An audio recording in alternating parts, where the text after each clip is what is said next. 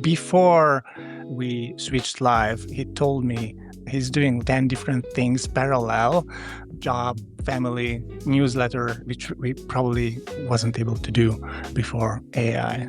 I have a wife, I have a 2-year-old, I got a baby boy on the way next month. I said, I'm going to do this every day, and I'm going to use AI to help me, just like an experiment to see what would happen after a year. Introduction and reflection sections is me 100%. And then the meat of the articles is mostly ChatGPT. I only missed one day in 2025 because I had a family emergency. What's the worst thing that's going to happen? You're going to embarrass yourself on the internet? How did you end up with AI? For real, most of the creators that I talk with and most of the subscribers that we have, they are either working with AI as we do marketing in most of the cases, marketing related topics, or they are invested in AI, or I don't know, just want to share how AI is working for them. Yeah, sure. So I started with AI in 2023. That's the first time I noticed Really early. ChatGPT on mobile. I saw it on the iPhone. So I picked it up. And that's also technically when I started Substack in 2023. And I did it for about a month or two, and then I quit. And then I came back in February of 2025. And since then, I've been posting on Substack every day. So basically, that's the timeline because pretty much when I stopped Substack, I also didn't really use AI as much. I would say I really started in 2025, the beginning. But why? So what motivated you to do this topic? Aside from Like, the hype. yeah, there was a lot of hype, obviously, but I saw Substack as an opportunity in combination with AI because I'm not on any other social medias. I don't really like social media, and Substack just felt different to me. It didn't feel like a social media. And I told myself, let me look at other creators here and what they're doing and whatnot, and how can I stand out? And even though I don't use other social medias, I'm aware of the fact that the algorithm will push whoever works the hardest, typically. It's also good to It's have a bit it's of a usually personality. the truth for everywhere, but yeah. Yeah. So that's why I started.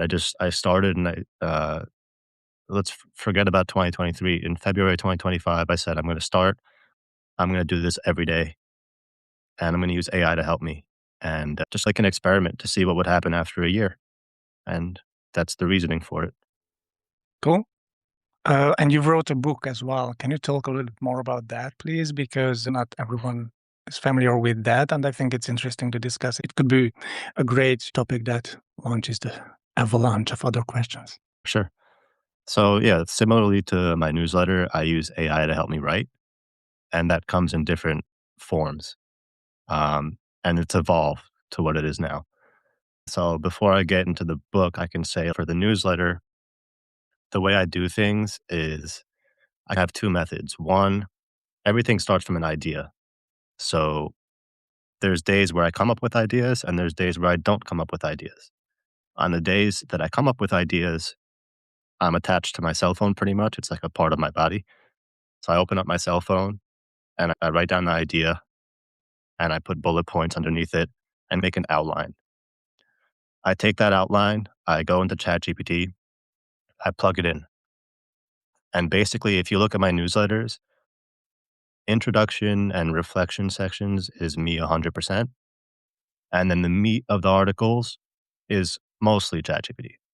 But I still go through it and review it and will edit it. Excuse me.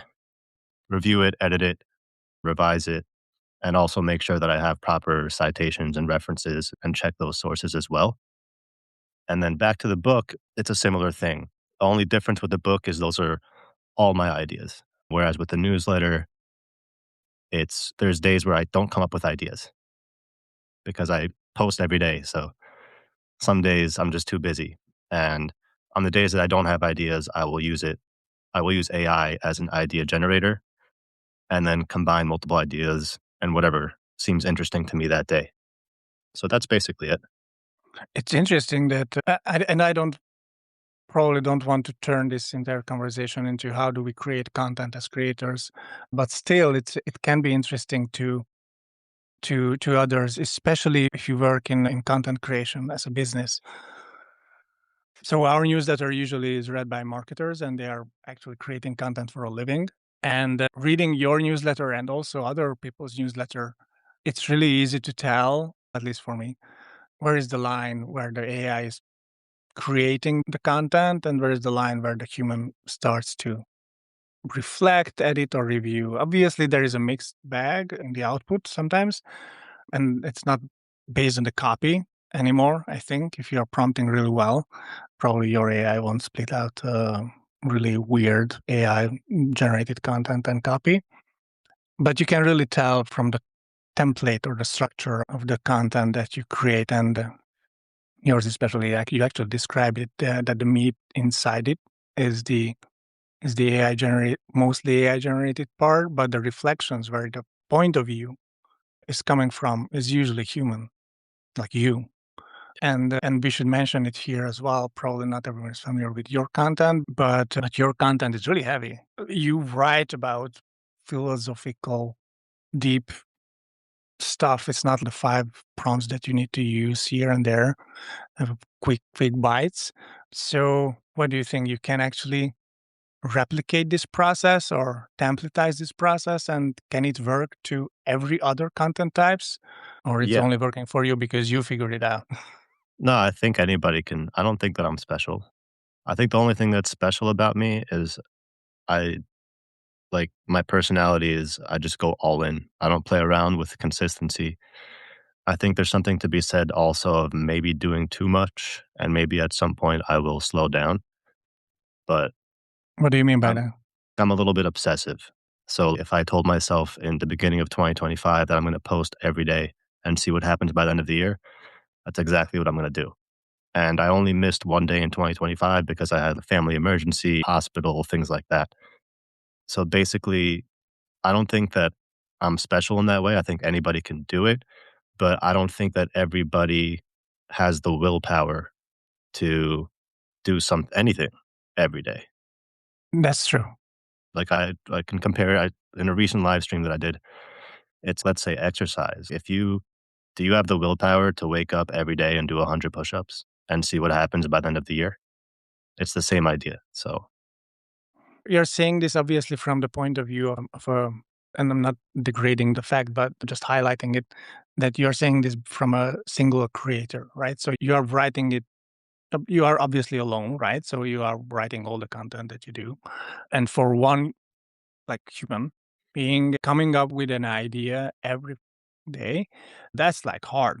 For a marketer, let's say, who's working for a brand, they obviously have a, well, team or more people or guidelines on how they come up with ideas for social media, for example.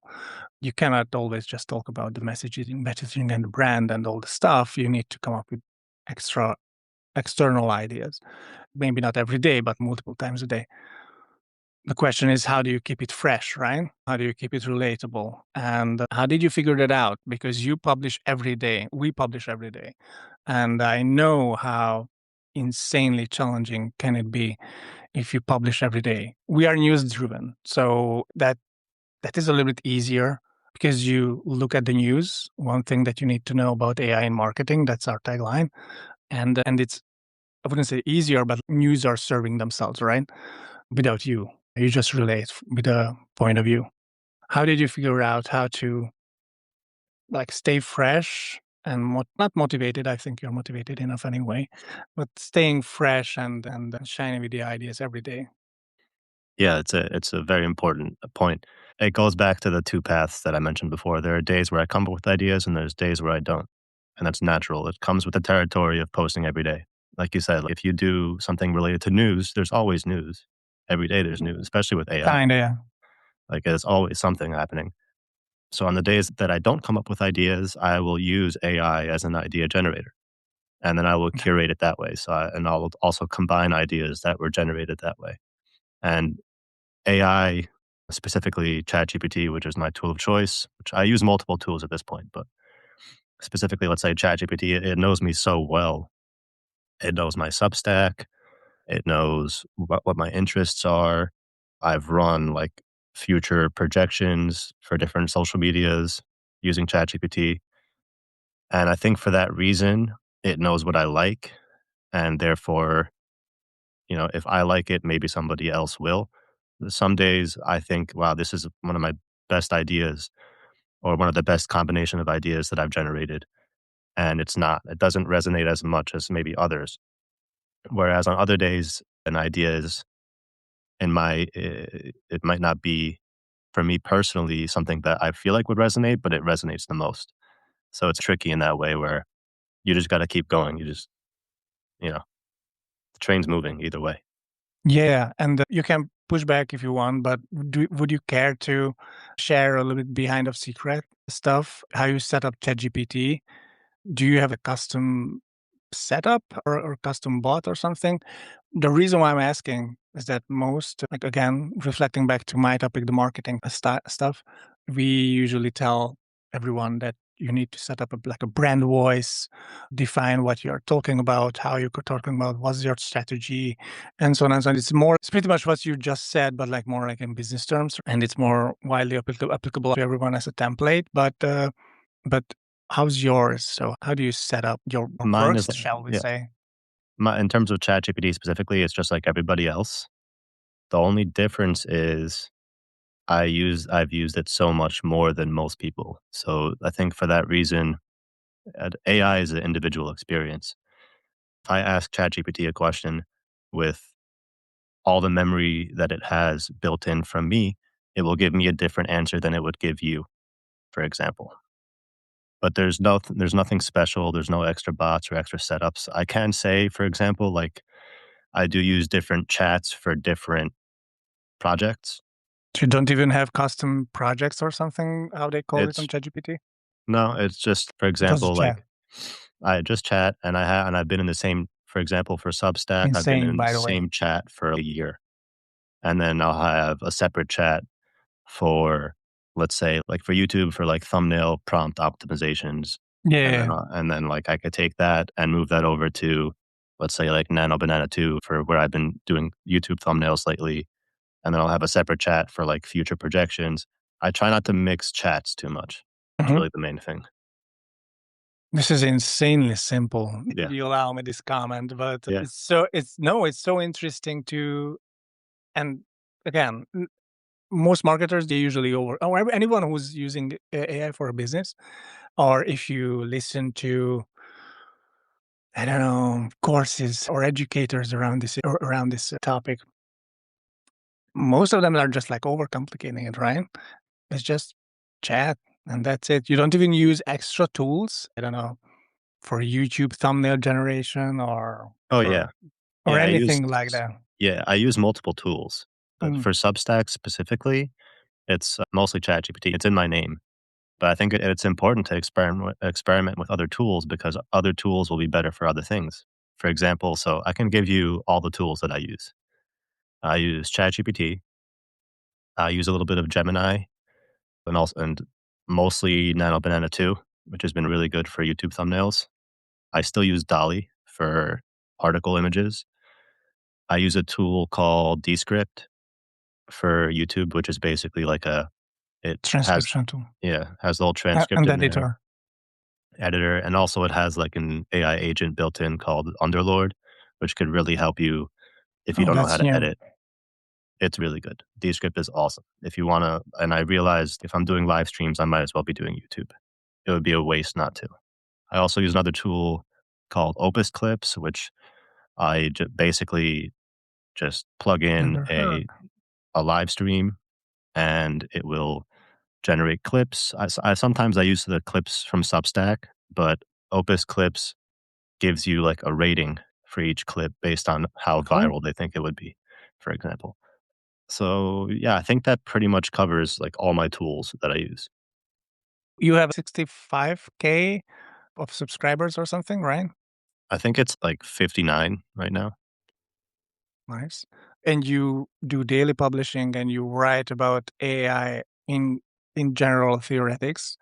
I'm sure you have some data on which is reflecting back to the topic, by the way, quickly, sorry, that most AI related newsletters, they usually cover a specific niche or a topic within AI, right? You are more like a generalist in a sense that you reflect to the entire AI industry from your point of view. Probably have some meaningful data on what are the most popular topics that people are interested in within this domain. Just by, I don't know, looking at your top 10 most popular posts that you do. Do you have any idea around that? What people are searching for, interested in when they are using AI? Yeah, I think I have a pretty general idea. That's okay. So, yeah, I think there's a few things. One, it depends on which audience you're trying to go for. Like, different social media platforms have different audiences. And for example, I'm brand new on YouTube. I've only been there for a month, but I've noticed, for example, that on YouTube, right now at least, because YouTube moves so quickly, it seems like topics related to AI agents are very popular right now and AI and cybersecurity. Like one of the weekly live streams that I do is with a Substacker named Toxec, Toxsec, and he's like super knowledgeable ex NSA guy. And so I think that topic is very popular on Substack and on YouTube. And then I think also there's something going on now that has to do with the topic of not necessarily how people use AI, but how people like don't use it. In a way, it's weird. Like back to like human judgment, critical thinking, human in the loop type of topics. Those are pretty good. And I think those are really the main two. I think also if you try to like project forwards into what the next AI thing is, like right now it's Mhm. agent. Right? Agents are the big thing now. I think like the future big topics are going to be I would call like AI environments, which is basically related to agents, meaning like where the environment that these agents work in. And then also like predictive AI, where you can have new models of AI that are used for predictions, basically, where you can have a few variables and change those variables however you want to see what the projected outcome might be. So yeah, I would say like those for sure right now are pretty popular. And do you think there will be an intersection in the topic on robotics as well? Yeah, 100%. Robotics is definitely up there too. It's also obviously like the job market and things like that, and people losing jobs. What's the That's why future I'm going to look like? asking. Yeah, Yeah. yeah. And in order for a lot of people talk about AGI, is that and the third, but without robotics advancing as fast as AI has advanced, that's not going to happen. Especially physical labor and things like that. It's not. Because it's interesting that so you said cybersecurity is a big thing, but it's more so from your point of view, it's more like a general interest on this topic. On our end, it's interesting because we don't have this security as a topic too much, which is inherently weird because marketers usually run campaigns for other companies and it's a really weird setup that you type in your company details, company data, and so on into language models like ChatGPT, basically wide open net. Probably hurting almost all the NDAs and data sharing policies that you have ever underwritten at the company, but still, the topic itself is not that big from our end. Although the how to create content is super big, agents, I can confirm, yes. That's also something that marketers do have an interest in. I'm not 100% sure that the ambient AI or environment related AI is something that a topic that is interesting for marketers for now. Although I think it will be because most of the social media updates and networks, sorry, that we have will be flooded with AI content, which means most of them will be unbearable for us. Yeah, And offline experiences and things will be a little bit better or more preferred, which means offline advertising will be more preferred, which means ambient AI can be a good play there for marketers. yeah, Actually, that's a good topic to discuss. definitely. Just get lunch. Cool. What are the any kind of other trends that you might not be seeing in your data charts or popular content, but you wish to see, or you think that it can be a good trend. I don't want you to become a future teller or something, but I Mhm. think it's interesting to ask you about what do you see, because you have a more like wider output or reach on this Yeah, topic. yeah. I think also, yeah, one that I definitely missed is, and this is huge, obviously, is everybody saying how to make money with AI. And that's a huge one, Yeah. obviously. And then also there's a lot of AI and content creation, things like that, and people selling courses. And I don't have any issue with people selling courses. I just think it's like a little repetitive. I'm going to sell you a course on how to sell a course, basically, which is a little crazy in my head. Vibed on that so much. Yeah. And pitch time here, we have a hub of content. It's called hub.ai.cmo.com. We have multiple courses, manuals, everything, all free. We are not selling anything because we believe that information is free and should be free, at least in 2026, in the age of AI. Packaged information is, it's really hard to monetize, I think. Yeah. So I And agree with you. don't get me wrong, though. I don't have any issues with people making money. Everyone needs to make money. I have more so of an issue of the fact that I feel like it's whatever platform that you're on, if you're speaking about that platform on the platform itself and how to make money on that platform, it seems like the algorithm gives that a little bit of an extra push. Again, I don't have any issues with it. Everybody should feel free to make money however they want to make money.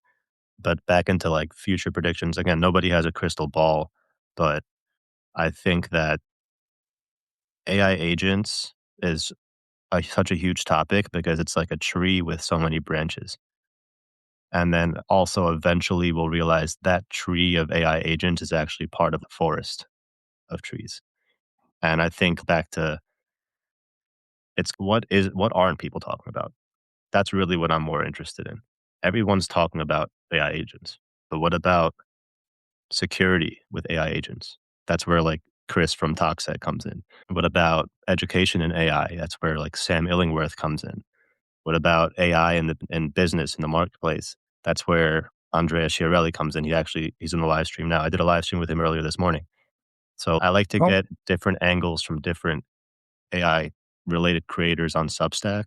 And I feel like I could learn so much from that and just have an open mind and, like you said, kind of be more like a generalist. I'm open to speaking about anything, really. So, yeah, but also it's super important that you said that what people are don't talk about. And just to quickly reflect on that, in our case, again, tying back to marketing a little bit too, we have like an ongoing series of discussions around taste because everyone is so marketers usually talk about like three things in almost any cases. What tools do you use? So I don't know, use the same tools because they think that the same tools will apply same results, although it's obviously not true. Second is that how do we make more things, whatever thing it is, usually it's content, in the shortest period of time with the least amount of people and the most amount of tools again. And third, how do we make ROI? Crushing the numbers, prove that what we created with these tools and stuff will lead to results. That pretty much sums up every kind of marketing campaign that you can see and pretty much most of the point of view of all of the marketers. However, and that's just reflecting back to what you just said, is it good to flood everything with super efficient AI content? I'm not sure. Is it good to pursue more content without taste, more generic content? For some brands, probably. For most brands, I'm not sure. It probably won't lead to any kind of creative awards or any kind of that. So doing something totally different, I think it's important for whatever job that you're pursuing or whatever industry that you're doing. yeah, absolutely. What other topics that you think that people don't talk too much about? Every Substack creator, by the way, that you mentioned will be coming to our show as well, and we will do lives too, because I believe that what they are standing for as a content creator are super important. Yeah, absolutely. Yeah, before like any other topics, I will say like for a long time, like back to the timeline of things, people thought I was a machine. Everyone was like, "Oh, this is just like an AI automated, fully automated Substack." Right, and cool, and, "Oh, look, it's working. What does that mean for the future?" And then probably, like, a month or 2 ago, after I joined the collective of AI creators called Kazoo, Hmm. I did my first live stream. It was, like, horrible quality on my end. I was on my iPhone without a headphones. My phone was running out of battery. I had to run to my car to get a charger, and I'm holding my phone to my face while I'm running to the parking lot to get the charger, and it's obviously, I've grown since then. But so yeah, for a long time, people just thought I was a machine. And then after I did that, I was like, actually, it's probably a good idea to put a face to the name. And I think that there's also like something to be said about, yeah, there's a lot of AI slop content out there on every platform. But when you actually gather a group of creators together from different angles of working with AI, and not just working, it could be anything, it could be philosophical, it could be an individual experience, whatever. And basically curating that content is much more fulfilling than anything, and the amount of content I get out of it is crazy. Like, it's more than Yes. I know what to do with, to the point where, and I think this is a good point to make again, like, sometimes maybe you gotta slow down and realize you're doing too much. Like, I realized that I'm experimenting with YouTube still and how the algorithm works and everything. It's definitely harder than Substack. But, like, when I started doing these weekly live streams, I would post the live stream, and then I would post every single Substack clip with it. So that would be like 30 YouTube shorts for a one YouTube video. Did that work? Not really. Spread it too thin, I think. There was always a few shorts here and there that popped, but now But I've it's really changed it. hard to time, by the way. It's really hard to time. So you either, so I'm not sure how that works from Substack sense, sorry to interrupt, but if you never did any live on Substack and you're listening this after this show or like live stream or whatever, you get a bunch of clips created by Substack for you based on the video that we did here. But it's, I don't know, it's like T or I don't know, it's like an insane number. You can post like six or something or even more. I'm not even sure to YouTube and other platform and LinkedIn too, by the way. But it's really hard to time those, right? So it's posting everything all at once, which is basically the definition of flooding. Yeah, I was flooding it, but I wasn't like linking it directly from Substack. I would download everything, put it in a folder, and then go to YouTube and upload one by one. Yeah, that can work too. Yeah. But basically now I More changed it. control. So yeah. So now I changed it to I'm on Opus Clips and I'll take 4 or 5, maybe 6 of the best clips, and I'll use those and post them over the course of 2 or 3 days alongside the long form video, and obviously connect those shorts as a related video to the long form. Yeah. Do you use any kind of automation on your end? Automation meaning like AI generated like No, video. just like posting the content to these channels. So that's a good question. So I've definitely thought about it in terms of using, for example, like an OpenClaw or something to automate my YouTube. To a certain extent, I still wanna have the final decision on every post. But then I gave that up, by the way, but I will yeah, tell you more. yeah, I turned away from doing that because it's giving giving an AI agent full access to my YouTube account is a little scary. And even though some people would say it's not full access if you're making the final decisions, yes and no, because now, YouTube is special in a way where once you upload something, if you delete it, it's gone permanently. There's no getting back views, likes, comments, anything like that. So if it's gone. So I'm just doing it on my own. And I think like narrowing it down to the 3, 4, 5 best shorts per video, I can handle that. So it's not a big deal. Yeah, we do a little bit like a different approach, and maybe I will share also a little behind of we have behind the scene info here. So we have an AI agent. We call it Jenny, whatever, and she actually has her own LinkedIn, all the profiles. So we define the brand and how it communicates with our brand and with our content. We do daily publishing, and most of the Substack, I think it's RSS feed related. So It can be grabbed and crawled by the AI agent itself. Every time we refresh our feed, there's a new content and it's publicly available. So why not do it?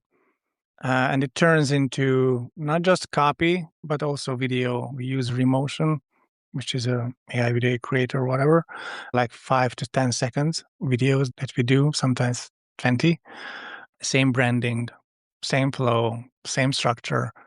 I wouldn't say same template, but and we publish that content to all of the social media platforms that you can imagine, automated 3 times a day or something. So it's pretty much flooding and learning, because I think this, if you do handwritten content on a daily basis, you will probably freak out just by hearing that we use an automated AI to publish all our content twice, 3 times, sometimes even 4 times a day to social media. But the numbers are pretty much the same as if we would do it by hand, which is that, and that's the weirdest part. So people really don't care that much.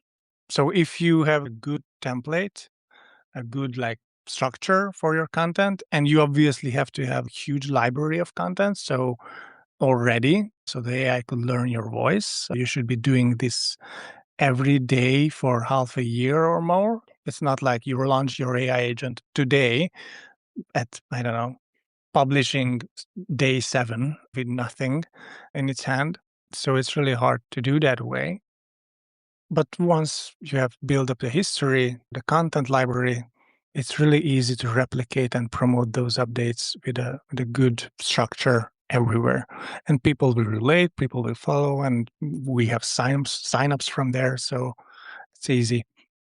The only platform that, at least this is like what we do, the only platform where we don't do this, mainly because there is no, not mainly, but some of the reasons is because there is no integration to do that, but it's Substack. So it's really hard to do the Substack notes like that way. And also, and I don't want to do a Substack live feed on Substack and discussing Substack, but it's a little bit different here, to be honest, compared to other social media channels. I couldn't bear LinkedIn or X or other channels anymore, although I personally have a huge following there, a huge, about 20 something K people.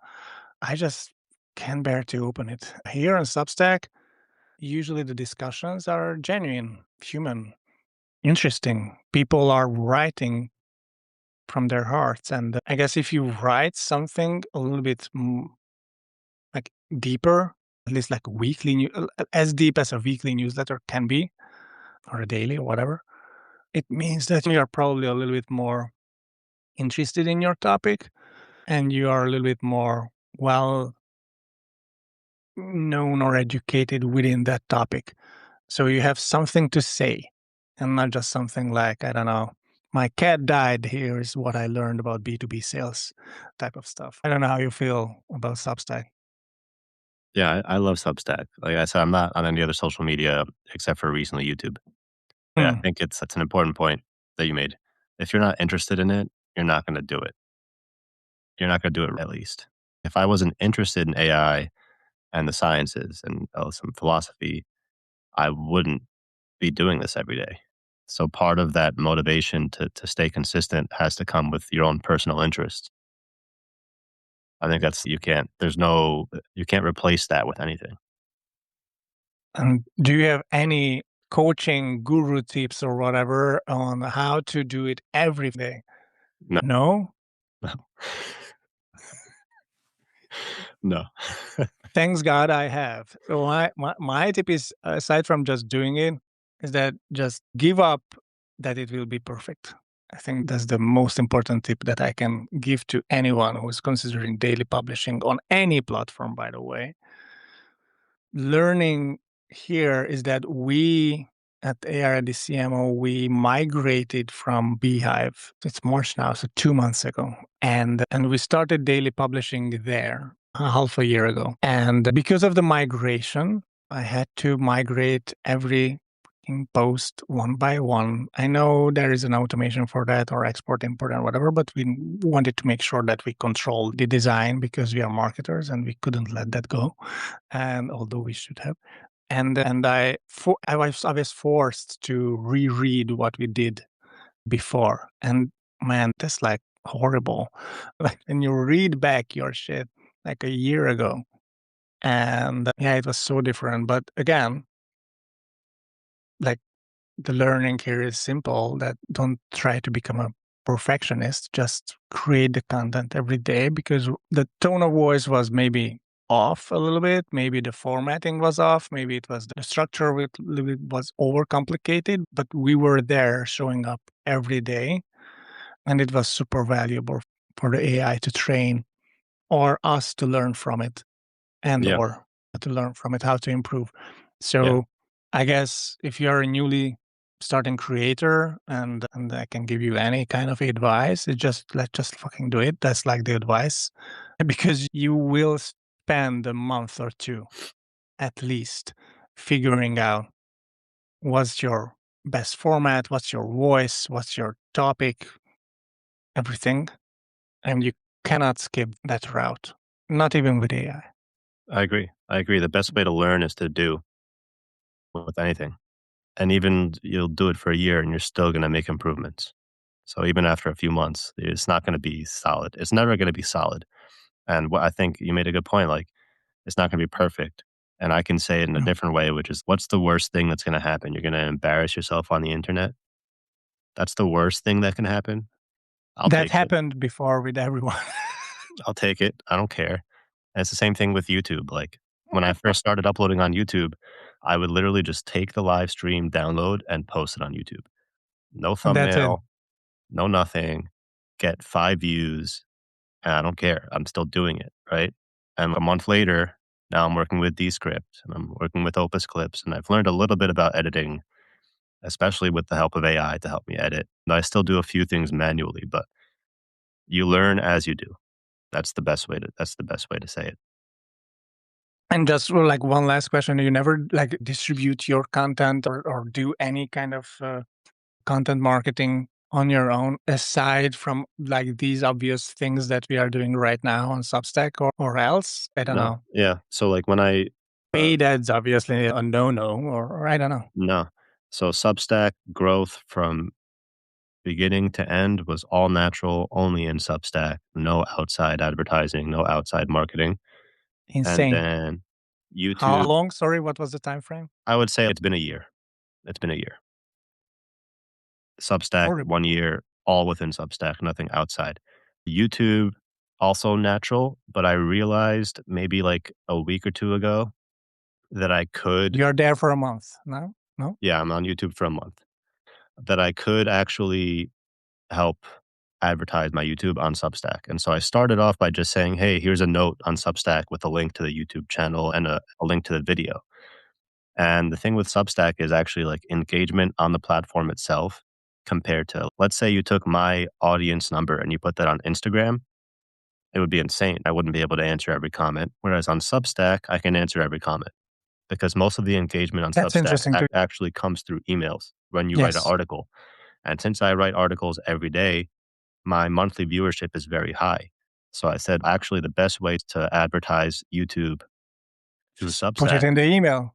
would be to link it in the article. Now, it's not something I want to do every day because I don't want to just link the YouTube in every article. Like I want it to be if there's an article that I have that's related to a video topic, then I will link that video. And I've done it 2 or 3 times. And all I was really hoping for was maybe like a 1% conversion rate. And I did. I got a 1% conversion rate in 24 hours the first time I did it, which was great. And again, like I see a lot of people talking about their numbers and this, that, and third. I don't like to get obsessed about numbers, especially I think for anybody starting out, whatever you're doing, don't get obsessed with the numbers. Just keep going because it'll take off eventually because you're going to get better. Yes. Um, That's but 100% true. I see like people posting this is, and again, to each their own.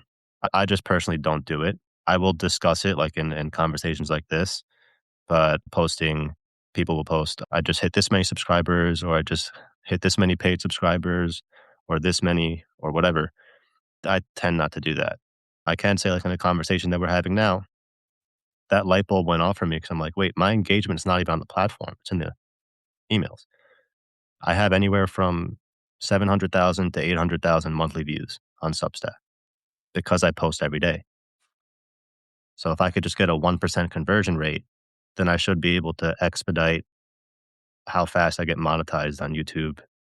And also, the YouTube algorithm will push me more because it sees views coming in, regardless of where they're coming from. But the majority of the views on YouTube, even though it's pretty small, like pretty much nothing. It's I can't say nothing, but the majority of views on YouTube are still naturally coming in from YouTube from on its own because I can see everything split up. Like this is how many views came in from Substack, etc. It's interesting that you, and thanks for sharing all of this, by the way. Yeah, It's and I'm closing this conversation now because it's, we're going so long. Sorry, but mhm, one last comment. I don't want to. I'm thankful for your time, so I I don't want appreciate it. to rob a little bit more. But it's interesting that you said that the engagement numbers are different compared to other platforms, right? If you put that number into, I don't know, Instagram or other platforms, it would be huge and not huge, sorry, no, rephrase. It would be harder to manage alone to engage with your audience aside from the content creation. So I don't know, chatting or whatever, or commenting, answering and stuff. We realize that this is the same for us as well. And it's interesting to see that even though that you have tens of thousands of subscribers, the you can still manage alone all of the engagements around almost all of the channels that you do. And when you push out something to this audience, you can always expect that, I don't know, we have a 40% open rate. So most of the people, even though we are publishing daily, most people are opening the emails. So it means that they will click. And so it's really hard. It's really easy to expedite these numbers, even though that from first glance, they are usually hidden because you think that there is no engagement on comments, on chat, and whatever. Of course, because most of the people are via email. And by the way, that would probably change again, just the other last comment, nerding out on Substack. What we saw is that we migrated like 10K people from Beehive before. Only, I don't want to lie, but like less than 1% had accounts on Substack, which is weird. It's so small still. So this platform is super growing, and probably these numbers will be up 10x within a year just by doing what we are doing every day and doing it organically. And yeah, we didn't spend either on any kind of ads. So it's interesting to see how we are growing together. Yeah, Anyway, yeah, cool. Thank you for sharing all of the behind the scenes info and how you do this. Last comment, I don't know, not everyone is familiar with everyone. So where people can find you. yeah. So it's exploring ChatGPT on Substack. I'll just say it. That's pretty simple. I will link this in the live chat. That's the YouTube channel. If you guys want to go over there and subscribe, I'd really appreciate it. I We will post link it in the live show streams. notes. Yeah, thank you. I post streams there and clips there and all that fun stuff. And you get to see my cool thumbnails. So, yeah, that's basically it. I don't have much to link. Cool. Yeah. We neither. I'm also linking my site and also the hub that I barely mentioned during this call with all the resources. Everything will be in the show notes. So we will publish this episode probably tomorrow. Really easy. And if you want to see all the show notes or the transcriptions and all the learnings, please subscribe to both of us. Yeah, definitely. Cool. Thank you. Thank you very much, man. I appreciate it. Thanks for your time and thanks for everyone for joining. Anytime. Bye. Cheers.